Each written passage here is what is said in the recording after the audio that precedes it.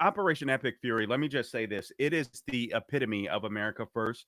Obviously, you have a bunch of naysayers out there that are espousing the complete opposite. I'm going to make the case for why I believe that they are wrong. I'm going to give you a history of Iran's attacks on the U.S., and we'll just break it down. We've got plenty of cuts for you to break down. But let me just say a few things here. Uh, here's why I believe just from the onset. And again, we'll go into some detailed timelines and all this kind of good stuff. But the mission of Operation Epic Fury had a few objectives, clear objectives, and already those objectives are being fulfilled. And those objectives are nothing more than to stop the mullahs of Iran from producing nuclear weapons, uh, to stop them from shooting off rockets and missiles against our allies and friends in the region, and try to kill us here in the U.S. by trying to reach the U.S. with international or the ICBMs, excuse me. That was their goal, and to free the people of Iran, to give them an opportunity, I should say, to fight for their own freedom. So when you look at those objectives, all right, to stop to stop Iran, to stop Iran's missile threat, to stop Iran's nuclear threat, to give the people of Iran an opportunity for freedom. Guys, that is the epitome of America first, because these people have been bullying us for decades. And frankly, if you have a free Iranian people, then the United States of America, our military men, our servicemen and women, and God bless those that have fallen. We have six at this point. I pray that there will be no more. But President Trump has warned us that there will probably be some more. But given those objectives, again, eliminate the nuclear threat, eliminate the missile threat, create a free people in Iran. If we secure those objectives alone, where we don't have to go constantly back and forth to the Middle East, fight in the Middle East, where the Gulf states and Israel and our allies in Europe can handle that, then that saves us a lot of blood and war in the future. And so, for these reasons, I got to give President Trump props. We'll play. I was going to play the entirety of his first speech, but since it wasn't that long, it was 8 minutes. But for the sake of this show, I may not play that. I do want to play his second speech at least. And I know a lot of people might disagree with me, but I believe that this man, President Trump, is going to go down as one of the greatest foreign policy presidents in American history. I am. You can call me whatever name you want. I frankly don't care. I think this guy is doing the right thing. I think he looks in the macro arena, at the macro level, looking at not just securing America now, but securing America for the future, not getting drawn out in these long. I don't like using the term forever war, since everybody uses that term, because they're not necessarily forever, but everybody knows these goals, these wars that absolutely had no objectives, where our military men had their arms tied behind their backs. That's not what's going on in Iran right now. We have a clear objective. These people, our soldiers, know what they are fighting for. So there's a lot of critiques and concerns. I get that, and we'll go through some of those, because listen, they're legit. All right, nobody wants to go. No one wants to go to war. But if there was such thing as a just war, I gotta say, I believe that this is it. This isn't an unnecessary war, as you hear many on the left, and also many on the MAGA right, if you will, saying that this is unnecessary. Some of those that claim to be America first, but I'm not sure if they're America first or if they're pocketbook first. Because when you look at the macro level, again, I think President Trump is doing what is right for America. I want to play for you some clips here. We've got plenty of clips that we're going to go through. We're going to start with cut number one. Gabe, if we can get that, we're 60 minutes, CBS 60 Minutes. Scott Pelley was forced to admit or listen to uh, or listen to how well President Trump is doing when it comes to foreign policy, particularly as it pertains to Iran. If we can play cut number one, I'd appreciate it. Again, 60 Minutes, forced to admit this on air. Cut one. What is your message to President Trump? My message to President Trump is that I'm here to echo and join millions of my compatriots inside and outside of Iran to thank him for having done and having the courage to do what is not easy, but intervene. And he will go down in the annals of Iranian history as the most celebrated foreign leader that changed the ball game and changed the world as a result. In January, President Trump said this about you, quote, "He seems very nice, but I don't know how he'd play within his own country. I don't know whether or not his country would accept his leadership. And certainly if they would, that would be fine with me." You don't seem to have President Trump's wholehearted support. Well, first of all, I don't think that somebody in my position will ever expect to have an official endorsement of a foreign government or a foreign leader. What I do know now is that millions of Iranians inside Iran and outside of Iran are calling my name. They recognize in me the person uniquely placed to play a role of transitional leadership. Not running for office, because that's not what I'm doing, but to be a bridge to that destiny. Okay. I absolutely love this, and you can see that Scott Pelley tried to get this guy. It's kind of a gotcha. Well, this is how the president feels about you, and listen. I mean, the guy just answered spot on. That's the son of the Shah, the former Shah of Iran. And listen, if he wants to go back to help set up the government inside of Iran, and I pray that we get to a place where he can do that, so that there can be democratic elections there. He wants to help with the transition. And so obviously there's got to be a game plan. Obviously, this is a big deal and nothing's going to be easy. By the way, let me just make mention of this. I want to make sure that I don't miss it before we go on. And again, I've got tons to bring to you to make the case that this is the epitome. The Operation Epic Fury is the epitome of America first. But many on both the left and the right are arguing that President Trump does not have the power to go into a place like Iran to work with Israel. And what a great ally Israel is. I mean, the United States, think about this. The United States and Israel is literally saving the world from dictatorships and communism when you consider China. Little tiny Israel, the little Satan, and the big Satan. Guys, when the United States of America is strong, the rest of the world is safe. Hear me. When the United States of America is strong, the rest of the world is safe. So many people, again, on the left and the right, are arguing President Trump does not have that authority. Representative Greg Stubbe addressed this when we had the attacks on the Operation Midnight Hammer last summer. And he was speaking to Thomas Massey. Basically, it was like a Twitter war, if you will. And Thomas Massey was going at President Trump. President Trump was going at him. Thomas Massey, Representative Thomas Massey, arguing that President Trump didn't have the authority to bomb the installations inside of Iran. And then Representative Stubbe called him out because he was a Army veteran and he was a former JAG, or a Judge Advocate General, who served in Operation Iraqi Freedom. And so here's what he argued. He said, actually, uh, Stubbe referenced the War Powers Resolution of 1973, which many of you have heard of. This allows the President of the United States to engage in military forces up to 60 days because he is the commander in chief, plus an additional 30-day withdrawal period. So that gives him 90 days, provided that he alerts Congress within 48 hours of an action. And you've heard Secretary of State Marco Rubio say that he notified the Gang of Eight. They in turn notified Congress, and that's why you see all of these people on the left and some on the woke right, if you will, that are hemming and hawing against this. Now, guys, in November, is this going to matter for the elections? I don't know. I don't think so. But I think this will be forgotten. I think that we will accomplish our objectives in the Middle East.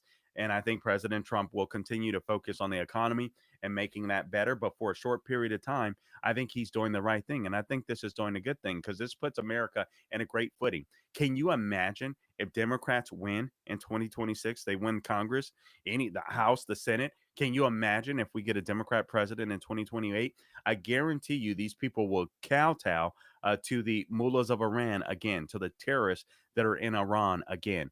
The Kamala Harrises of the world, the Gavin Newsoms of the world. Of course, we saw Joe Biden do it. Of course, we saw Barack Obama do it. So I've got more audio. How much time do we have here, Gabe? So, all right. So I've got plenty of audio that I want to play for you, but also I'm going to lay out the case. I'm going to give you a timeline. I won't even have time to go through all of them, but the attacks upon the US directly and indirectly since the rise of the Ayatollah in Iran, it is absolutely astronomical. And the fact that we've never done anything about it, they thought that we were a paper tiger. And with President Trump, they are finding out something different. And obviously, you have 48 leaders, 48 or 49 leaders blown up. We'll get into some of the details of that all in one sitting in Iran. I mean, that's absolutely astonishing. I mean, you have to wonder what went behind that, what Mossad operations, what CIA operations to know every detail, every movement of the Ayatollah. And my wife makes a great point. Who convinced them to get together that morning? I don't know. Probably one of our guys. We'll be back.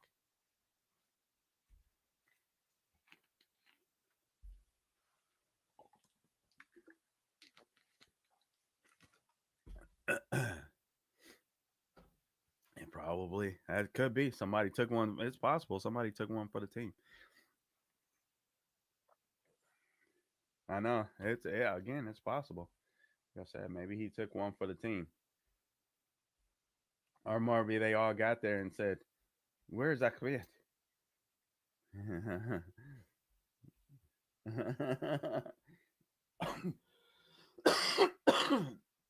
He went to the restroom. Oh, okay. And meanwhile, he had a crotch rocket sitting outside of the building. Oh man, excuse me, guys, if you're watching. I've been sick, and so I just want to clear my nostrils, and then we'll go right back at it here. Appreciate you tuning in to the Carl Jackson Show. Please like, share, and subscribe to the Carl Jackson Show. Por favor, excuse me if I'm grossing you out. I don't mean to. But Gabe, if we could, why don't we get right back? Why don't we get right back to this?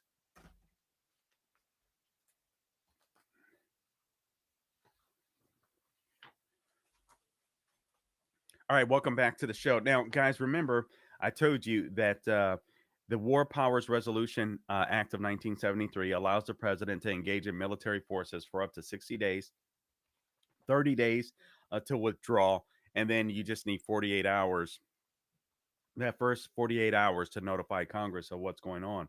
I hate to use whataboutism, but sometimes I don't when it works in my advantage. And so we're going to play cut number two when Obama didn't need authorization and still does not need it on the issue of Libya because the media will never call him on it. So let's go to cut number two. Por favor, Gabe.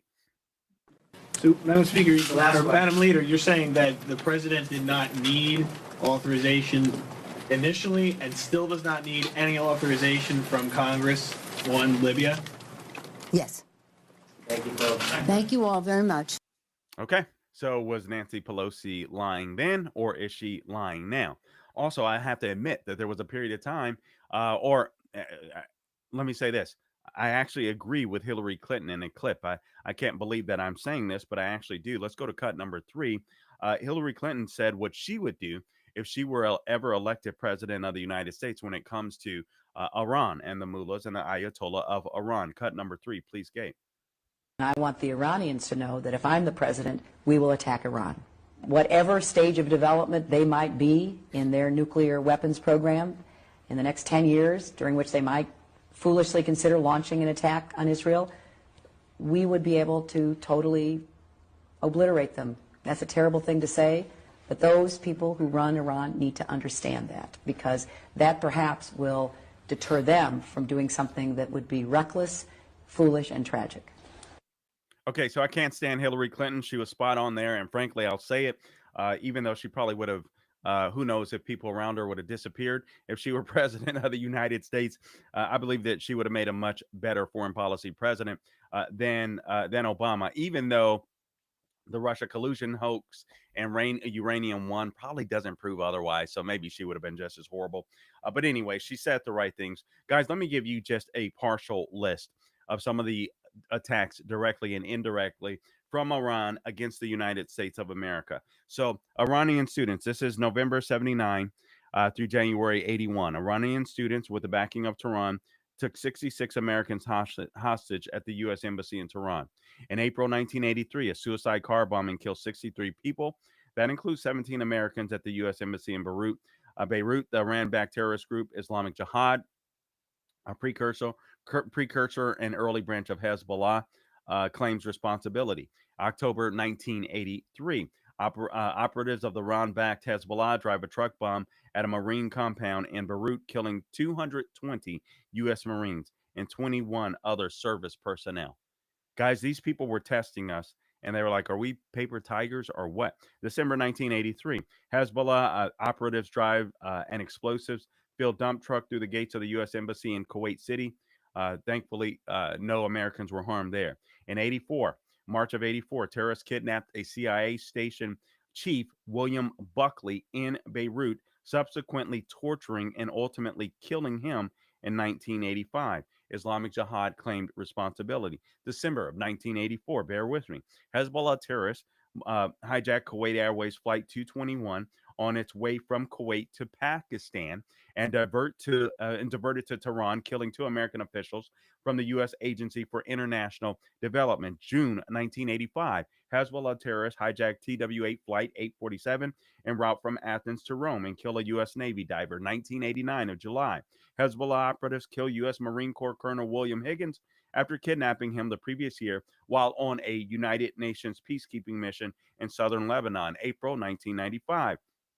An explosives-laden van crashes into a bus near Kfar Darom in the Gaza Strip. I probably butchered that name, killing 1 American and 7 Israelis. Palestinian Islamic Jihad claims responsibility. August 1995, Hamas suicide bomber blows up a bus in the Ramat Eshkol neighborhood of Jerusalem, killing an American and 3 other passengers and wounding more than 100. February of 1996, a Hamas suicide bomber blows up a Jerusalem bus, killing 3 Americans and wounding 3 other Americans. A total of 26 people die in the attack. I'm not finished.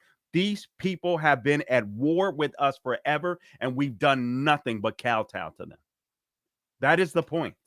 March 1996, a suicide bomber blows up the Dizengoff shopping center in Tel Aviv, wounding 2 Americans. 20 people die. 75 others are injured in the attack. Both Hamas and Palestinian Islamic Jihad claim responsibility. May of 1996, hat tip to FDD, Federal Defense of Democracies, Federation of Defense of Democracies, I believe it is, or Foundation, I'm sorry. In May 1996, gunmen kill an American Israeli dual citizen in the community of Beit El in the West Bank. Another U.S. citizen and 3 Israelis are wounded. No group claimed responsibility.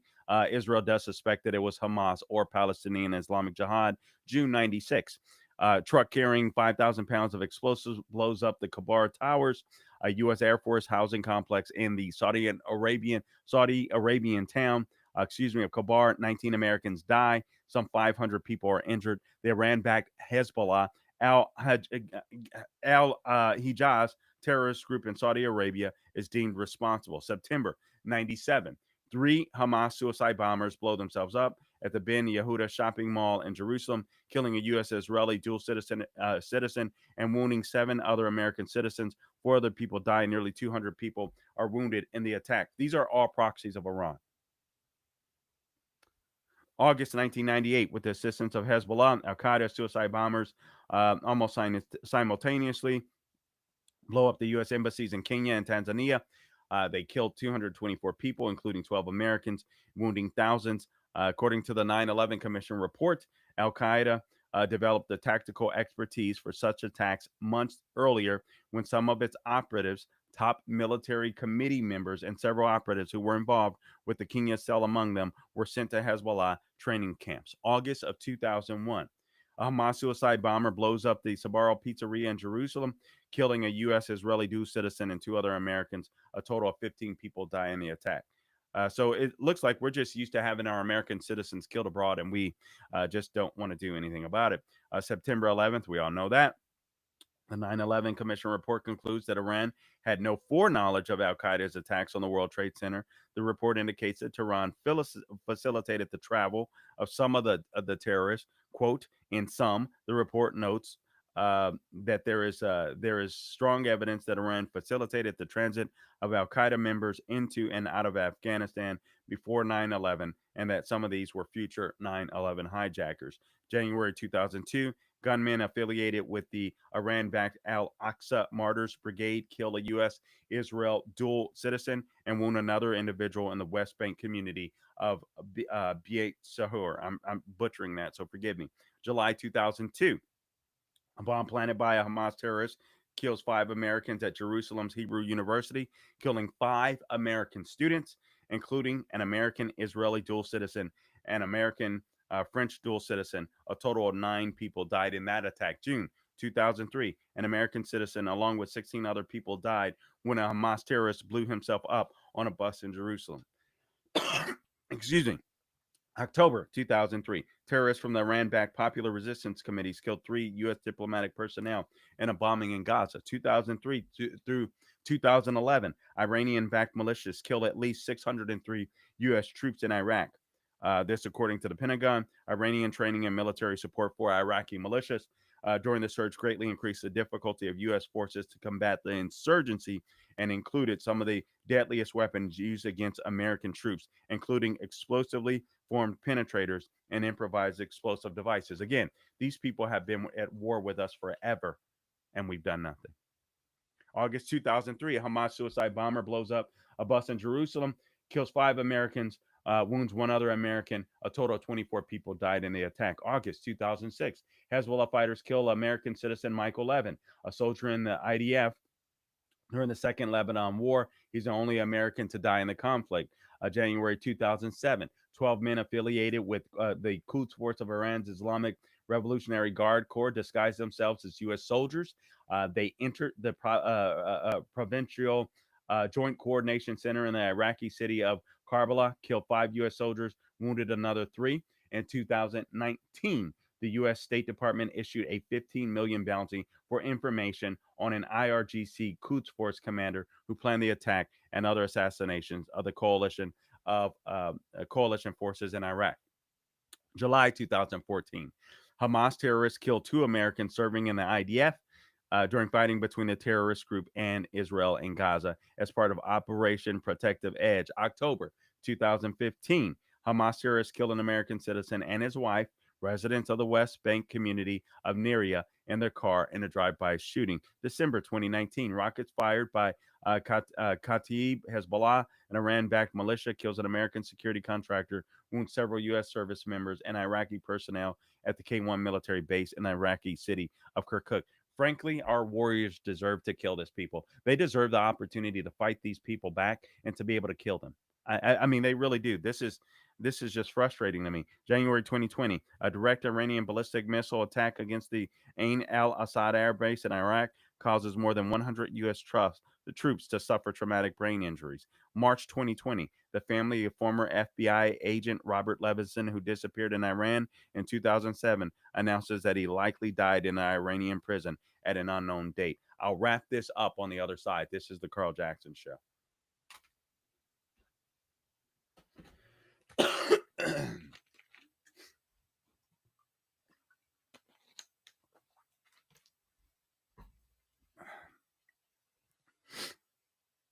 Yeah, I just gotta blow my nose.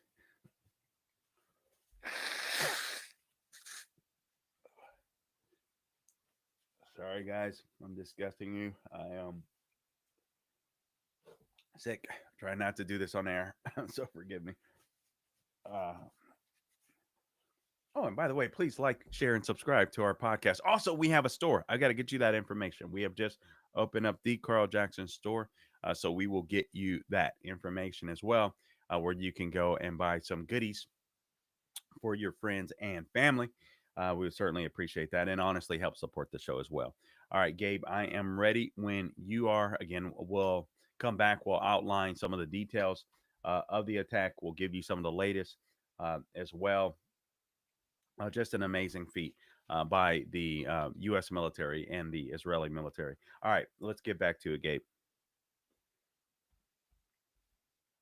Okay, guys. So I'll just wrap this up real quick because we don't have many to go. I wasn't going to read all of these because it is relatively lengthy, but I just want to make the case the mullahs of Iran and the Ayatollah, they were at war with us, but we weren't at war with them. All right, we weren't fighting back in the ways that we should. All right, so September 2020, U.S. intelligence reports indicate that Iran is weighing a plot to assassinate U.S. ambassador to South Africa, Lena Marks. February 2021, a rocket fired by an Iran-backed militia at coalition forces in the Iraqi city of Erbil wounds a U.S. service member. Four U.S. civilian contractors. July 2021, Iranian backed militias conduct at least three rocket and drone attacks against U.S. forces in 24 hours in Iraq and Syria, wounding two U.S. service members. September 2022, almost wrapping this up here. An Iranian rocket attack kills an American citizen in Iraqi Kurdistan. November 2022, a captain in Iran's IRGC orchestrates the killing of an American citizen living in Baghdad who worked at an English language institute. March 2023, an Iranian drone kills an American contractor, wounds five service members and another contractor when it strikes a coalition base near the Syrian city of Hasaka. October 7, 2023, Hamas kills at least 48 Americans and kidnaps at least 12 Americans in a massacre of 1,200 people in southern Israel. This is why the left doesn't like to talk about what's happening. Well, they hate Jews. But beyond that, we have 48 Americans. Again, 48 Americans that were killed during the October 7th attacks against Israel. And we don't hear a peep from the left. We don't hear a peep because this is all about what fits their narrative.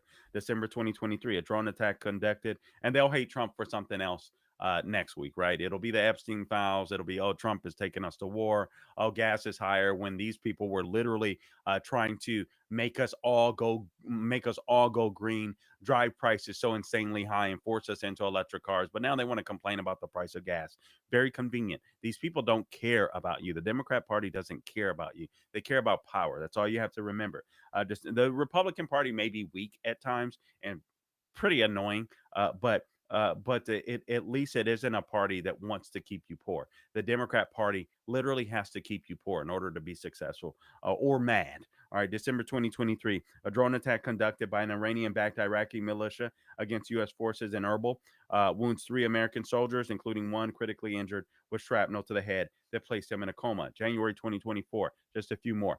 A drone launched by Kataib Hezbollah kills three U.S. soldiers at a U.S. military base in Jordan and wounded more than 40 other service members. October 2024, Iran executes German Iranian national and U.S. permanent resident Jamshid Sharmad on fraudulent terrorism charges. November 2024, a report released by the Foundation for Defense of Democracies indicates that Iran and its proxies have conducted more than 180 attacks against U.S. forces in the Middle East between October 17, 2023 and November 19, 2024, resulting in more than 180 wounded, three killed U.S. service members. November 2024, the U.S. Department of Justice announces charges against an Iranian national, two American accomplices for plotting to assassinate President Trump.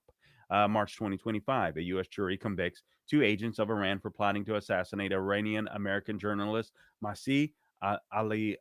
I forget her name. I know who she is, but excuse me, I'm going to butcher this. Masih Ali Nejad in New York in 2022, June 2025. Last one, at least three U.S. bases in Syria and two U.S. bases in Iraq are attacked with missiles or drones, likely by Iranian backed militias. All right. So that is a lengthy record of Iranian attacks against us directly, both directly and indirectly. Um, Pete Hegseth outlines Operation Epic Fury, and I do want to play that. And also, I want to remind you of some of the ways in which we were being bullied by Iran and the non-inroads, I should say, that the Obama administration and the Biden administration did. All they did was embolden Iran. I want to talk to you about some of the things that they did to embolden Iran. But first, uh, again, Secretary of Defense, Secretary of War Pete Hegseth outlines Operation Epic Fury at the Pentagon because, again, as I mentioned earlier, there are some clear objectives. We're not going into these attacks blind. These attacks against Iran blind. We know exactly what we want to achieve, and we know the long-term peace it'll bring both to the Middle East, our European allies, and right here at home. Let's go to cut number 8.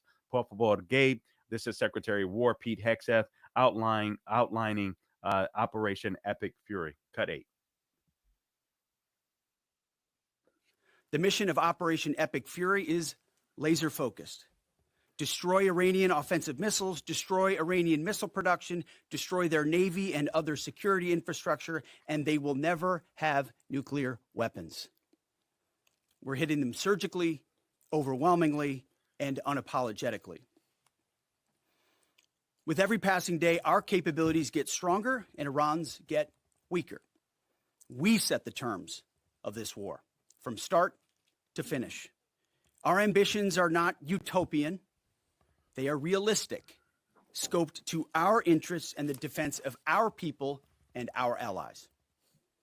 Speaking of people, we hope the Iranian people take advantage of this incredible opportunity. President Trump has been clear, now is your time.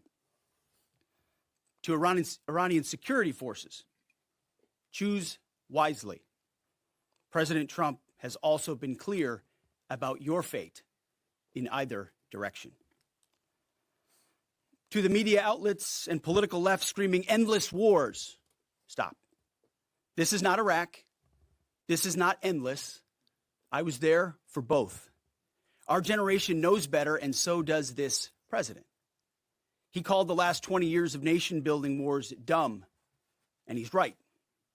This is the opposite. This operation is a clear, devastating, decisive mission. Destroy the missile threat, destroy the Navy, no nukes. All right, so I love that. All right, destroy the missile threat, no Navy, destroy the nukes, so that these people will not be a threat. All right, it's as simple as that. No nation building. That's not our objective there. Our objective is to turn the country over to a free people of Iran. And guys, let me say this, and this is going to sound controversial. It may sound a little painful. I pray and hope that the people of Iran will be able to take advantage of this once in a lifetime opportunity for freedom.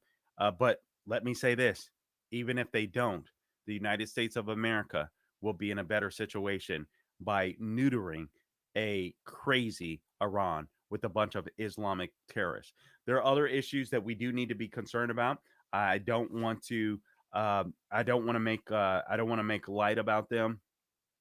But just think about this. I was reading another article from the Foundation for Defense of Democracies earlier, and literally you have people of Iran. Think about this. The people of Iran are cheering in the street. Also, you see the people, the diasporas around the country of the United States of America, Los Angeles. We have a friend participating, that in different places. I believe in Tennessee, New York City, of all places, of all of these Persians that are coming together, and they love what they see. But even more than that, think of the people that are there in Iran that are literally cheering the bombing of their country because they want these leaders gone, because they want the opportunity for freedom. I mean, reports are that over 30 people just slaughtered with these little brown shirts, these little thugs of the IRGC, just walking around, literally blowing people away, as all they wanted to do, all they did was protest for their freedom,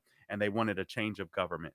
And so now they are cheering in the streets for President Trump, for Benjamin Netanyahu, because they have kept their promises, because they are giving them an opportunity for freedom. So it is incumbent upon them to take it. But quite frankly, as long as we, and I hope and pray that the people of Iran will have a free Iran. But God forbid, even if they don't, America, I believe, will achieve our objectives by giving them the opportunity and making sure that Iran, the Ayatollahs of Iran, the mullahs of Iran are feckless. No Navy, no nuclear weapons, no missiles pointed at us, no missiles pointed at our allies. That is a win-win. All right. As long as we don't have these people able to shoot missiles into the United States of America, able to disrupt the transportation of oil throughout the world, causing chaos and disrupting the oil market, the energy market. And yes, let's not pretend like that's not important, because it is. As long as we don't have these people, a leader that constantly shouts death to America, death to Israel, trying to kill Americans, trying to kill Israelis, then we'll be in a better situation than we are now. And I do believe that that's a good thing.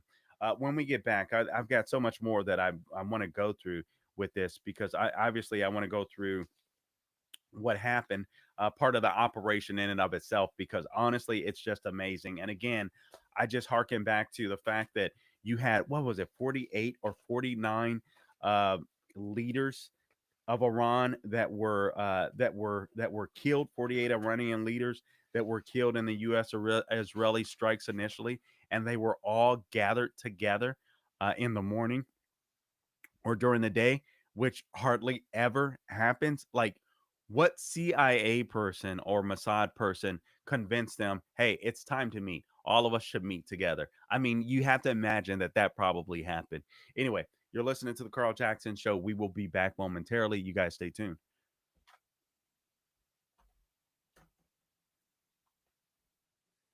Hey, just to remember to please like, share, and subscribe to Carl Jackson Show, wherever you go to get your podcast, Apple, Google, Spotify, YouTube, and Rumble. Please, all things social media at Carl Jackson Show, at the Carl Jackson Show. We put some shorts out there for you. If you would please share those with your friends and neighbors, we would certainly appreciate it. It would help us to grow, help our voice to grow. We are going to be fighting for freedom. Also, you can support the store. Go to our store, carljacksonstore.com. Carljacksonstore.com. Is it the carljacksonstore.com? I believe it's Carl. Okay, so carljacksonstore.com. And we've got some things there for you to purchase if you can afford to do so. Okay, so carljacksonstore.com. All right, carljacksonstore.com, carljacksonstore.com, carljacksonstore.com. Actually, maybe we'll, by the next time we broadcast, I'll make sure that I at least have some pictures and all that kind of good stuff of what's being offered there. But you can go check it out, carljacksonstore.com. Certainly appreciate you doing so. Frankly, that keeps us running. I'm just being completely blunt and honest with you. And hopefully you can grab something from there that you like as well, that'll keep you fueled in the fight for freedom. All right, Gabe, let me take a swig and then let's get right back to this.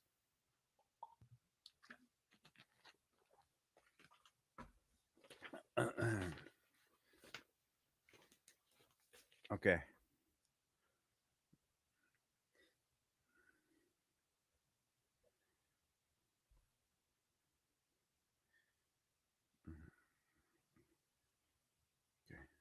That. Okay.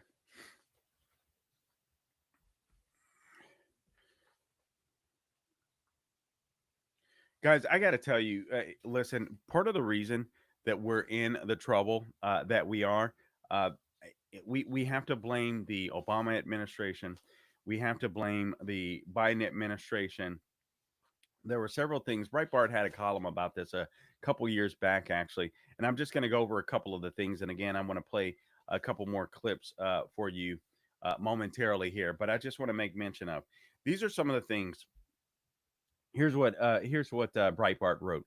13 Trump policies that Biden reversed, making war more likely. And the Biden administration were completely feckless. The Obama administration, remember, we gave the mullahs of Iran pallets of cash.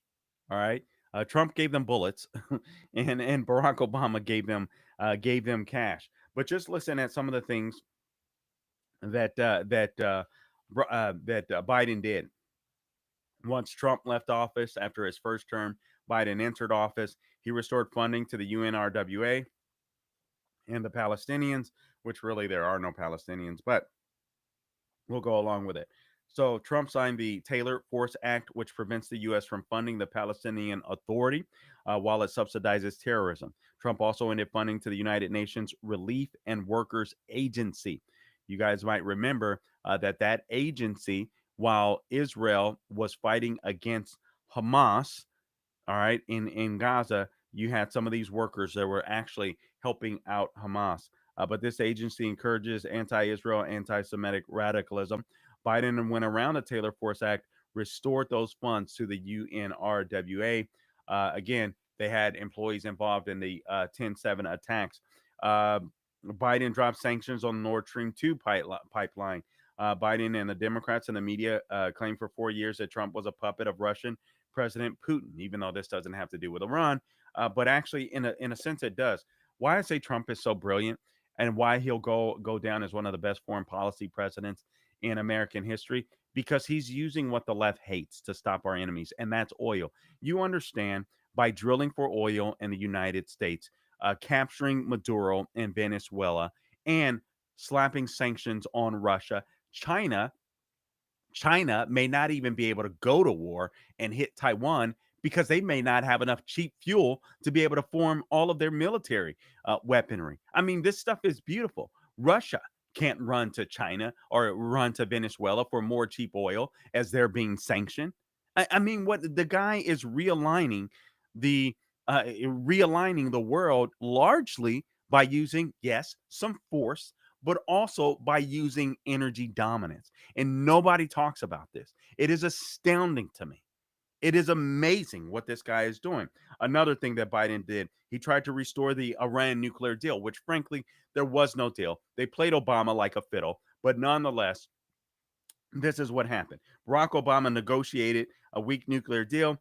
They gave Iran billions of dollars in cash, as I mentioned earlier, plus billions more in sanctions relief, which would have allowed Iran to emerge as a nuclear power after roughly a decade. And it was going to happen before a decade because literally we couldn't have people that would go in to their sites. We weren't allowed to have people that were able to go into their sites and really look at what they were doing, scope out what they were doing.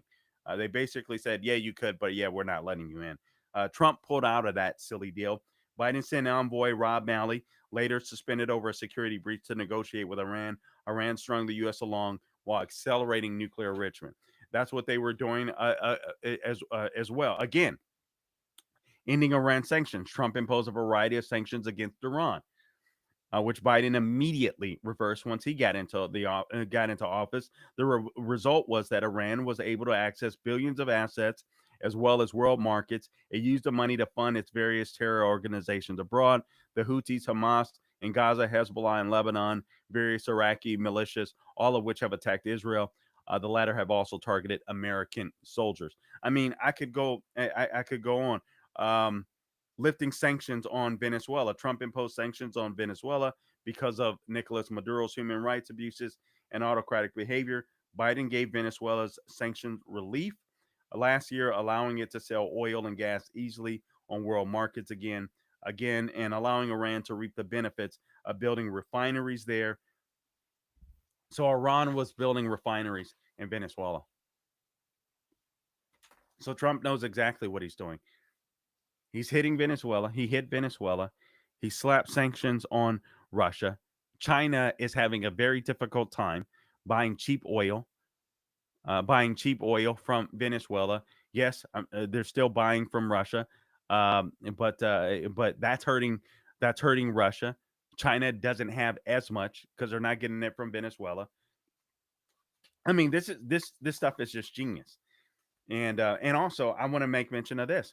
We cannot trust, sadly, we cannot trust our so-called allies in NATO, even though we're protecting them as well. We're trying to give them a safe place, a safe continent, safe countries as well.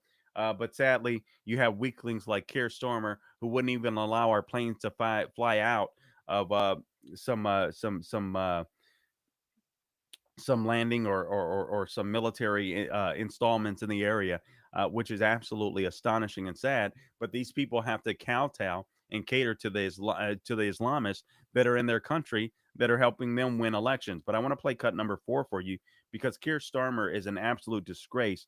He's in a bunch of controversy, roiling in controversy right now in the UK. I pray to God that he isn't the prime minister for long. But let's go to cut number 4, please, Gabe. Our partners in the Gulf have asked us to do more to defend them, and it is my duty to protect British lives. We have British jets in the air as part of coordinated defensive operations, which have already successfully intercepted Iranian strikes.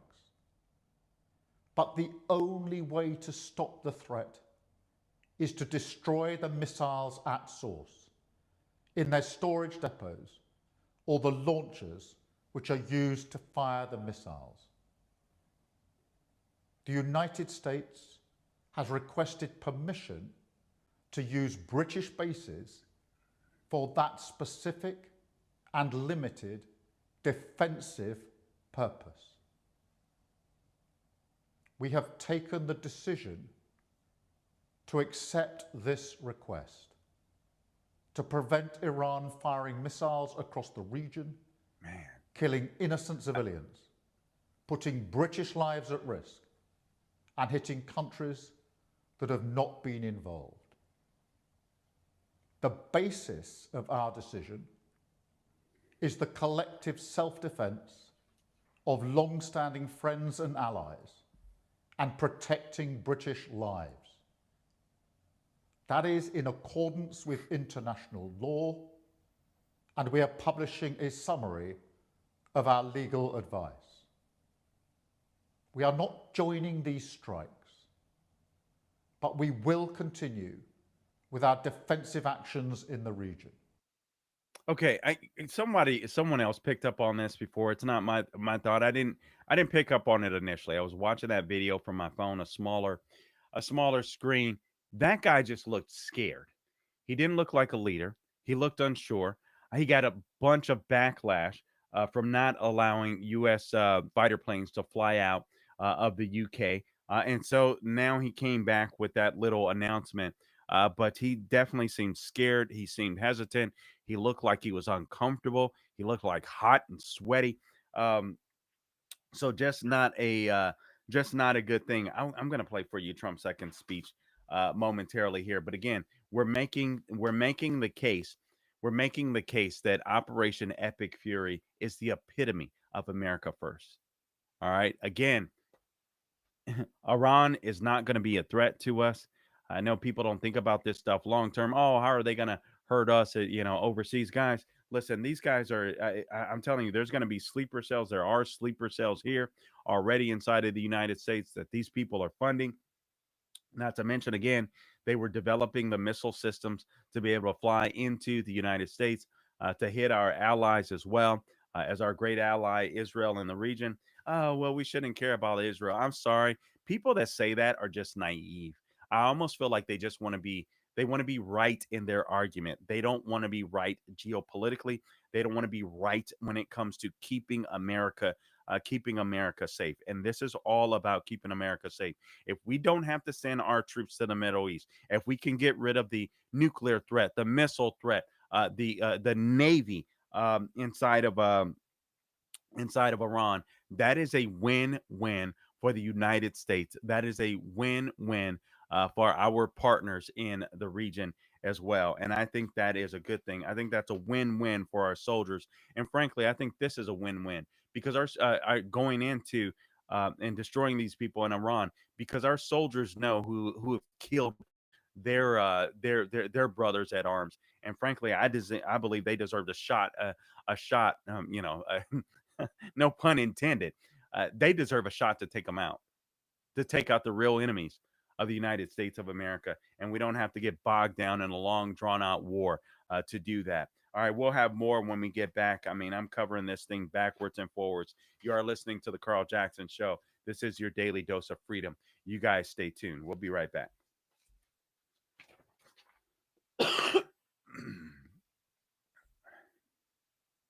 Let's come back in with Trump's speech, number 2. I think this will make 5. I wasn't intending to go this long, but it is. I almost want to play the.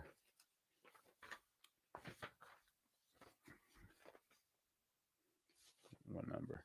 It's speech 2. It's cut 14.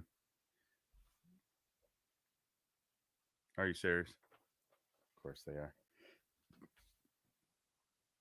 are. 14.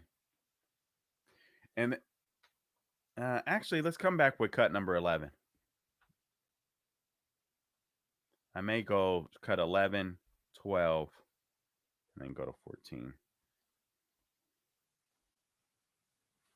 Yeah.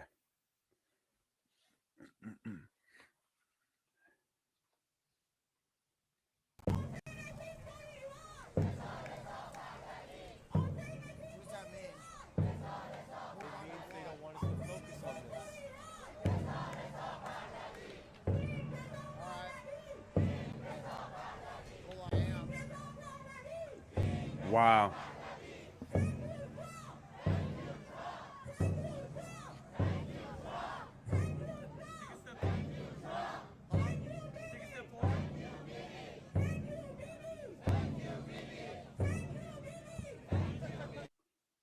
So that's CBS. They didn't want their reporter to focus on you have these Persians inside of the United States of America that are praising Donald Trump for their work in Iran, that are praising Bibi Netanyahu, and CBS didn't want to capture that. Let's go to cut number 12. Isn't that funny?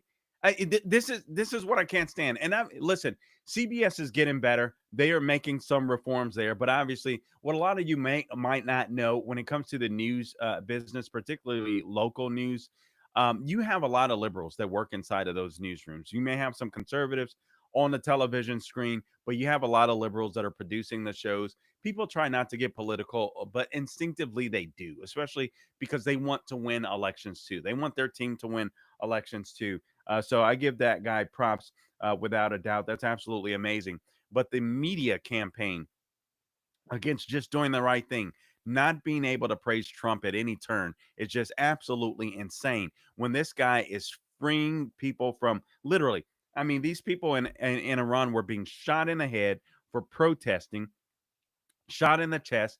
Family members were forced to pay for their bodies, pay for the bullets that killed them, and he's freeing these people, and it's helping the United States. Cut number 12. Mark Carney just admitted that Trump-style strength is the only way to stop Iran. Some people are starting to figure it out. Cut 12. Canada's position on the developments in the Middle East remains clear. The Islamic Republic of Iran is the principal source of instability and terror throughout the Middle East. It has one of the world's worst human rights records and must never be allowed to obtain or develop nuclear weapons. Canada and our international partners have called consistently upon the Iranian regime to end its nuclear program, including at the G7 summit in Kananaskis and with the United Nations reimposition of sanctions this past September. We've sanctioned over 250 Iranian entities. We've listed the Islamic Revolutionary Guard Corps as a terrorist entity. And despite numerous diplomatic efforts, Iran has neither fully dismantled its nuclear program, halted all enrichment activities, nor ended its support for regional terrorist proxy groups. Canada stands with the Iranian people in their long and courageous struggle against this oppressive regime, and we reaffirm Israel's right to defend itself. Canada supports the United States acting to prevent Iran from obtaining a nuclear weapon and to prevent its regime from further threatening international peace and security. And the Canadian government urges the protection of all civilians in this conflict. Okay, I'm frankly shocked to hear that and happy to hear that at the same time. But that's Mark Carney, the leader, prime minister, president of Canada. I can't even remember what you call him at this point in time, but I believe it's the Prime Minister of Canada. So I'm shocked to hear that. I'm glad to hear that. I believe that we need to hear more of that. It's sad that we only hear that after President Trump does take action, which again, through the War Powers Resolution of 1973, just as a reminder, he's allowed to do, allows the president to engage in military forces up to 60 days, plus an additional 30 days to withdraw our troops. He has to provide notify Congress within 48 hours of any action. Congress does have the power to declare war. But guys, the more that I understand about this, that's almost like ornamental. You know what I mean? The president has the power to do some of these things. And so depending on who's in office, you're going to hear Democrats him and haw. You're going to hear Republicans him and haw.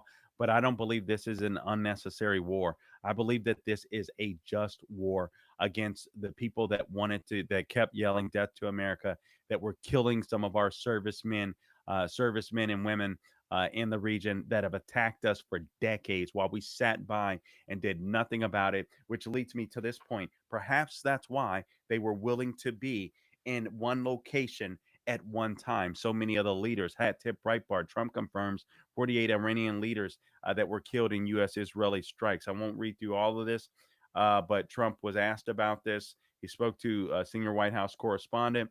He said that the U.S. had a specific list of priority targets remaining after dozens were already taken off the board during the opening salvo of the joint U.S. Israeli military operation. He said it's moving along, and I'm quoting, it's moving along rapidly. He says this has been this way for 47 years. It's moving along rapidly. Nobody can believe the success we're having.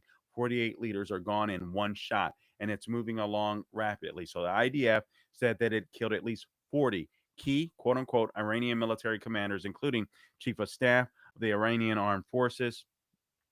The former Major General was eliminated within a minute of the strike on the Ayatollah Khamenei's compound.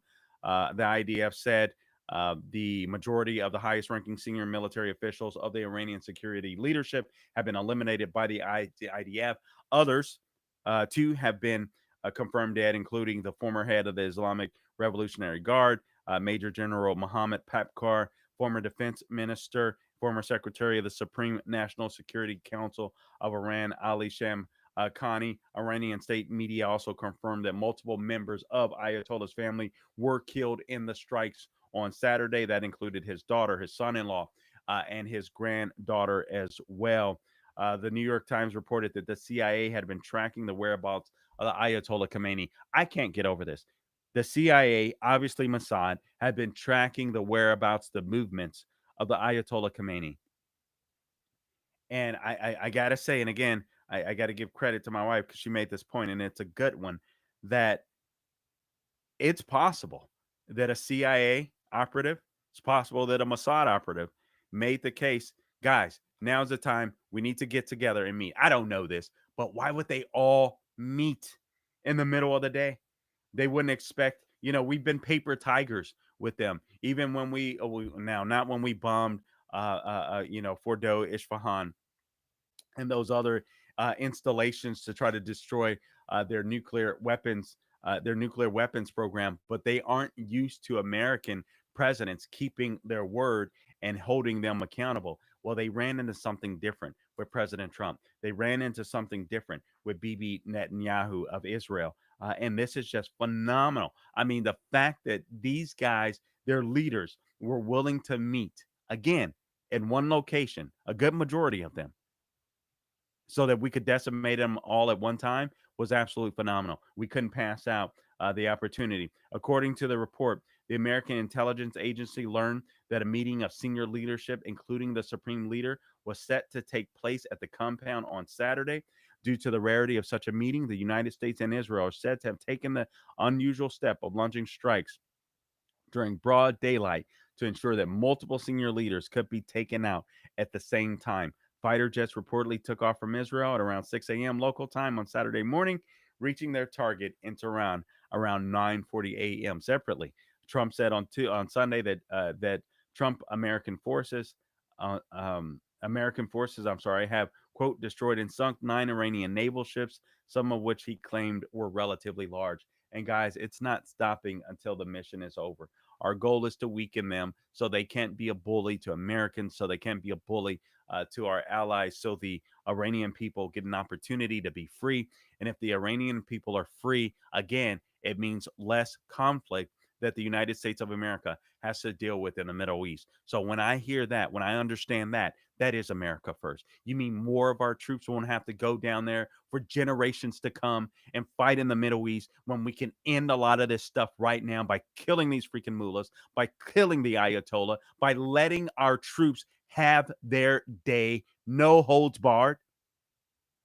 I'll take that any day. I will take that any day of the week and twice on Sunday. But there are some concerns that we need to be worried about. I thought I was going to be able to wrap this up in this segment, but we're going to have to go another segment here because I do want to talk to you about some threats. We saw a shooting that occurred in Austin, Texas. Allegedly, it may have been terrorist inspired. Guys, listen, I got to watch my words here, but I don't think there's any allegedly to this. But I also want to talk to you about a professor, what's happening inside of our colleges and universities, which is absolutely scary. And let me make mention of this because you get a lot of these people that some call them the woke right. I honestly, I just think they're a bunch of posers. I think a lot of these people are cashing in.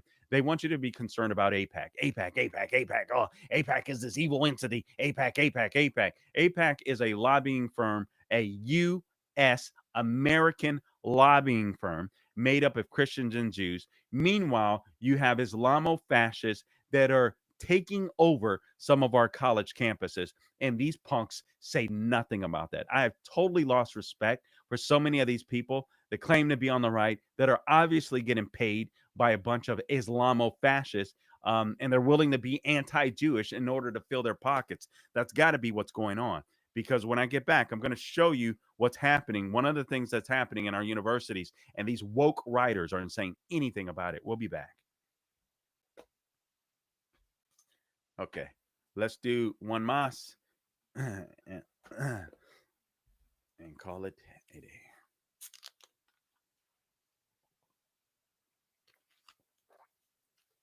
Okay, I gotta blow my nose.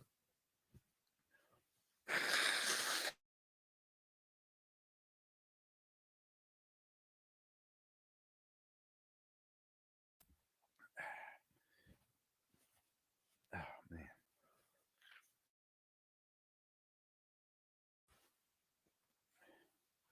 Okay, let's do this like Brutus, as they say in Tennessee.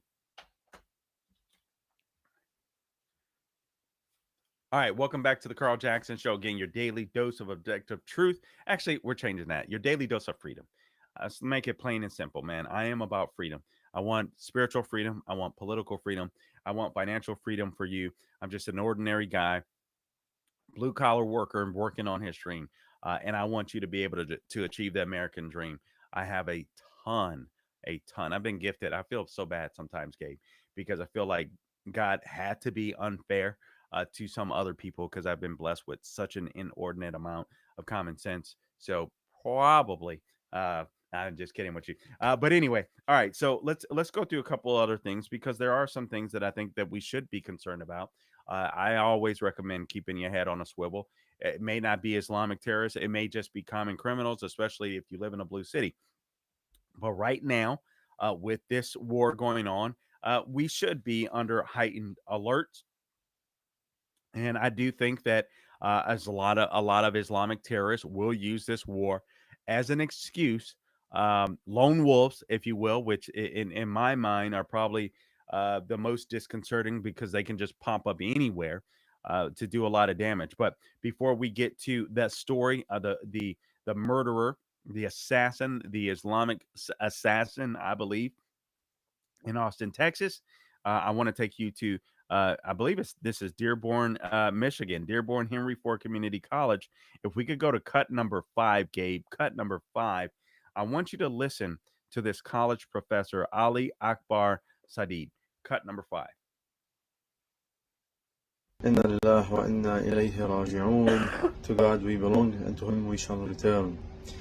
The pure soul of Sayyid Ali Khamenei returned back to its Lord as a martyr, like Imam Hussein alayhi salam, and joined his grandfathers and all of the prophets and the best of prophets, Prophet Muhammad, peace be upon him, and his progeny, the Ahlul Bayt alayhi salam.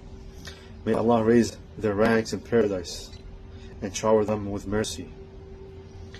However, Trump did a huge mistake by killing our beloved leader, Sayyid Ali Khamenei. He thought that by killing him, he's going to make the believers submit and make them hopeless. However, we're going to continue on the path of Sayyid Ali Khamenei. We're going to hold his blood, his ideology. We're going to learn it and teach it to our children and grandchildren. Yeah, and we're going to teach it. They're going to teach it to your children. This is a professor in a U.S. community college. Guys, he's not alone. I mean, there's students, activists that are basically Islamic fascists, professors that buy into this nonsense. All these people, Palestine, Palestine, Palestine, Palestine must be free. They never mention October 7th. Sadly, the so called people on the right that never mention October 7th as well. Ironically, it's such a weird thing. But APAC, APAC, APAC, APAC. Oh, are you getting paid $7,000? Are you getting paid $70,000 by Qatar? That's what I'd like to know.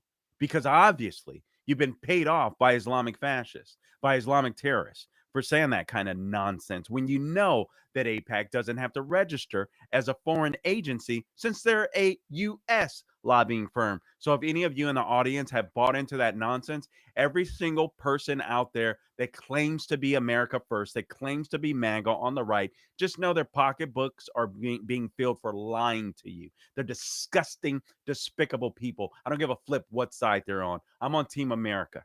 That's what matters to me.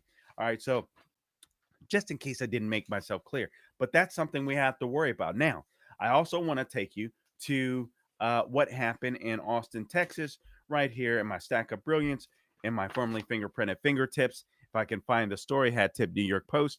Austin bar mass shooter possibly motivated by Iran attacks. Quran found in the car as FBI eyes terrorism after two were killed. So this guy opened fire at a packed Austin bar. Now, I live in Florida. I live in the Central Florida area. We had a similar story that occurred in Orlando, Florida, at a club called the Pulse nightclub.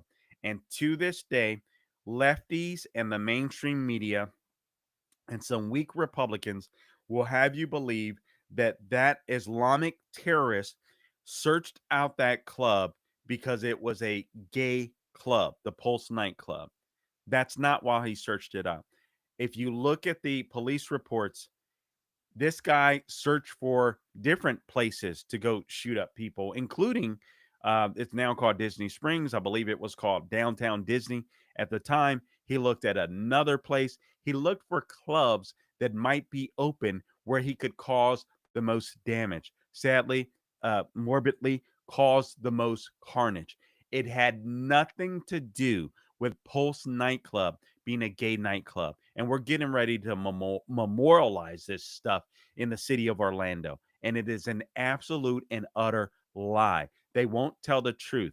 The people weren't shot because they were gay. They were shot because an Islamic terrorist wanted to kill American citizens. And that's exactly what happened. But you won't hear that story from the mainstream media. You can't find out about it. Now, back to Austin, Texas. All right, so this guy behind Sunday's mass shooting at a packed Austin bar, he was an ex New York City resident. The sweater or hoodie that he was wearing uh, read "Property of Allah." I don't know, but I would think that that's a motivation. Why would you wear that particular sweater when you're going to try and smoke a bunch of Americans at a club? All right. So they suspect that this was possibly out of vengeance over the U.S. attack on Iran. Let me tell you something. It wasn't about the U.S. attack on Iran. That was an excuse. These people are out there. Joe Biden let plenty of them in. That wasn't the case in this particular case of this guy. I can't even pronounce his name, but he's from Senegal initially, an area of West Africa in Diajni. I don't know. But he arrived in the U.S. on March 13th of 2000 on a B2 tourist visa, hat tip New York Post. This was during the Clinton administration. He became a lawful permanent resident when he married a U.S. citizen 6 years later in June of 2006. He then became a naturalized U.S. citizen on April 5th of 2013. Around Obama's second term, the start of his term, he had a growing rap sheet spanning both New York and Texas. He had a Quran in his car on Sunday when he committed this mass shooting. And again, he was wearing the hoodie that read "Property of Allah." He was wearing a T-shirt that was of the Iranian flag and other Iranian symbols when he opened fire on Buford's backyard beer garden. Now, about the flags, you have the current Iranian flag that exists under the Ayatollah, the mullahs, the dictators of Iran. What you'll see in the streets when you notice the people that are rallying in support of the Iranian people, thankful and praising President Trump and Benjamin Netanyahu. They have a Oh man, you got to be kidding me! I still haven't. All right, so they have a lion on their flag, but anyway, this is what we have to worry about. I want to get to at least some of President Trump's speech. Let's go to cut number 2. I know that we won't have enough. 14. I'm sorry, cut number 14. I know that we won't have enough time, but let's get in some of it. Cut number 14. Trump's second speech, because I thought it was just brilliant. His first one was too, but cut 14. Over the past 36 hours, the United States and its partners have launched Operation Epic Fury, one of the largest, most complex, most overwhelming military offensives the world has ever seen. Nobody's seen anything like it. We have hit hundreds of targets in Iran, including Revolutionary Guard facilities, Iranian air defense systems. Just now, it was announced that we knocked out 9 ships plus their naval building, all in a matter of literally minutes. Iran's formerly supreme leader, Ayatollah Khamenei, is dead. This wretched and vile man had the blood of hundreds and even thousands of Americans on his hands and was responsible for the slaughter of countless thousands of innocent people all across many countries. Last night, all over Iran, the voices of the Iranian people could be heard cheering and celebrating in the streets when his death was announced. The entire military command is gone as well, and many of them want to surrender into saving their lives. They want immunity. They're calling by the thousands. Combat operations continue at this time in full force, and they will continue until all of our objectives are achieved. We have very strong objectives. They could have done something 2 weeks ago, but they just couldn't get there. Earlier today, CENTCOM shared the news that 3 U.S. military service members have been killed in action. As one nation, we grieve for the true American patriots who have made the ultimate sacrifice for our nation, even as we continue the righteous mission for which they gave their lives. We pray for the full recovery of the wounded and send our immense love and eternal gratitude to the families of the fallen. We'll, And we'll sadly, stop it right there, just for the sake of time. We'll be back on air this week, and I'll bring you the rest of that. There's obviously been 6 American soldiers killed at this point. Let's pray that there won't be more. But this is a successful mission thus far. God bless America.